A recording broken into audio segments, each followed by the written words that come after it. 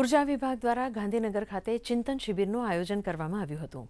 બેઠકનો મુખ્ય મુદ્દો ઉર્જા વિભાગના કર્મચારીઓના ઝીરો અકસ્માતનો હતો।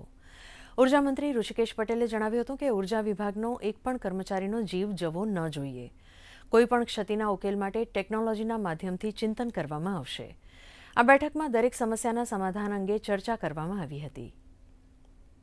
જે વીજ વિતરણ માટેની લાઈનો આપણે બિછાવી હોય ત્યાં પણ કોઈ જાનમાલ કે નો કોઈ અકસ્માત ના થાય, કોઈ નુકસાન ના પહોંચે, એના માટેની ચિંતા અને સાથે ભવિષ્યની અંદર ટેકનોલોજીનો વિકાસ છે અને આધુનિક સમયમાં દિવસે ને દિવસે સમસ્યાની સાથે ઉકેલની દિશા ભણી આખી દુનિયા જઈ રહી છે, ત્યારે એમને પણ પ્રેક્ટિકલી ગ્રાઉન્ડ ઉપર પડતી મુશ્કેલી, વીજ લાઈનો બિછાવ્યા પછી પણ પડતી મુશ્કેલીઓનો કેવી રીતે સમસ્યાઓના સમાધાન તરફ જઈ શકાય ટેકનોલોજીના માધ્યમથી, એવા વિષયો સાથે, ટેકનિકલ વિષયો સાથે આજની ચિંતન બેઠક ઉર્જા વિભાગના સૌ ટેકનિકલ કેડરના એન્જિનિયર્સની આ મિટિંગ છે।